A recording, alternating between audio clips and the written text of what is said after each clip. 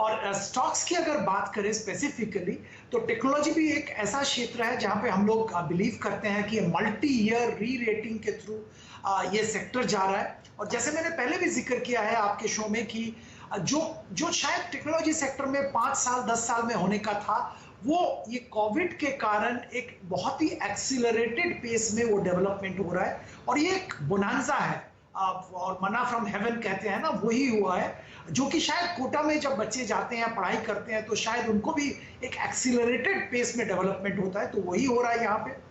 और इस क्षेत्र की एक दिग्गज कंपनी है जो कि डिफरेंशिएटेड है जिनका कामकाज, HCL टेक्नोलॉजी।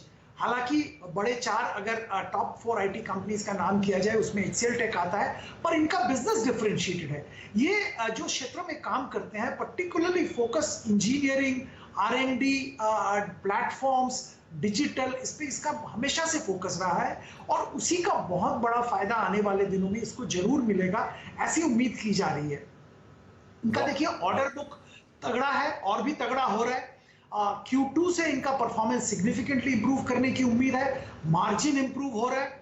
और ओवरऑल अगर इस क्षेत्र की बात करें तो यहाँ पे इन्होंने जैसे प्रोडक्ट फोकस रखा है, वैसे किसी का भी प्रोडक्ट और इंजीनियरिंग फोकस नहीं था, तो इसका जो बहुत बड़ा फायदा इस एज में होगा, यही उम्मीद की जा रही है। तो हम लोग यहाँ पे कैश फ्लो भी मैं इसका बताना चाहूंगा कि cash flow, free cash flow improve हो रहा है और उम्मीद यह है कि डिविडेंड पे आउट रेशियो भी इंक्रीज होगा, जो कि निवेशक के लिए बहुत इंपॉर्टेंट है। 1650 रुपए का टारगेट 1 साल के लिए रख के खरीदारी की हम लोग यहाँ पे सलाह दे रहे हैं। आपका ये अल्फा यहाँ से जरूर निकलेगा। ओके, तो कोटा फैक्ट्री का नॉकआउट टेक अल्फाज का पहला बेहतरीन पिक आपकी स्क्रीन पर, HCL टेक्नोलॉजीज। इस स्टॉक पे दाव लगाना है और होपफुली आशीष सर से अब बातचीत हो पाएगी। आशीष सर, आवाज आ रही है ना? आपकी तरफ से सबसे पहला और सबसे बेहतरीन टेक पिक कौन सा है? जी, मेरी तरफ से आशीष सबसे पहला पिक रहेगा रूट मोबाइल। मेरा मानना है कि इस कंपनी में जो ग्रोथ का पोटेंशियल है वो काफी बेहतरीन है। अब उसके पीछे कुछ रीजंस मैं बताना चाहूंगा, तो और मुझे लगता है कि ये स्टॉक 2000 रुपए जो अभी प्राइस चल रहा है, वहां से करीब 3000 रुपए का आपको टारगेट अगले 1 साल के अंदर मिल सकता है। अब उसके पीछे रीजन ये है कि आजकल जो भी कम्युनिकेशन है वो सारा OTP के थ्रू रेसिप्रोकल और 2 वे कम्युनिकेशन हो गया है। तो आप मान के चलिए कि इंडिया में जो 2 OTP पर डे जो जनरेट होते हैं, जो आपको मिलते हैं, उसमें से 1 OTP आपको रूट मोबाइल के प्लेटफॉर्म के थ्रू ही आ रहा होगा। इसके अलावा ये जो BFSI सेक्टर है या ई-कॉमर्स है, हेल्थ केयर है, टेलीकम्युनिकेशन, 4 वर्टिकल में ऑपरेट करते हैं और चारों वर्टिकल में जो कम्युनिकेशन का बूम आया हुआ है, जो डिजिटलाइजेशन का बूम आया है, उसका फायदा रूट मोबाइल को मिलेगा। इसके अलावा कंपनी ने अभी रिसेंटली अनाउंस किया कि 2000 करोड़ तक का वो फंड रेजिंग करने वाले हैं, जिसके थ्रू कुछ एक्विजिशन भी आगे होंगे।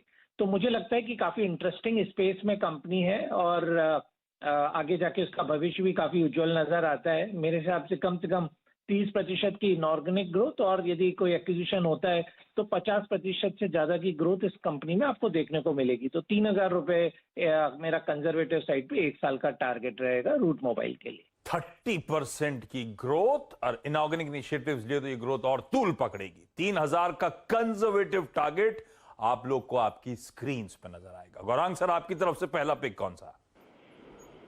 तो कुछ शेयर ऐसे होते हैं आशीष जी के नाम ही काफी है, और हमने ये सब चीज को ध्यान में रखते हुए दिग्गज IT कंपनी TCS को पसंद किया है। और निरंतर मेरे ख्याल से ये जो पिछले वित्तीय वर्ष की चौथी तिमाही और इस वित्तीय वर्ष की पहली तिमाही के नतीजे, और बहुत जल्द मेरे ख्याल से आपको दूसरी तिमाही के नतीजे आते हुए दिखेंगे आने वाले 2 या 3 हफ्तों में। तो जो एक मौका है भारतीय IT कंपनीज के लिए, और वहाँ पर TCS जिस प्रकार से प्लेटफॉर्म्स और प्रोडक्ट्स उपलब्ध कराती है, एक बहुत ही साधारण सा लक्ष्य हमने 4500 का रखा है। नाम ही काफी है, जैसे प्रोडिजी के जीतू भैया। तो आ गया जीतू भैया आपकी स्क्रीन पे। TCS खरीदारी करने के मौके स्टॉक में ढूंढिएगा। मैं सारे पिक्स रिविजिट कर दूंगा। एक काम कर रहा हूं, क्विकली छोटा सा ब्रेक के उस पार और बेहतरीन नॉकआउट टेक अल्फाज आपके लिए।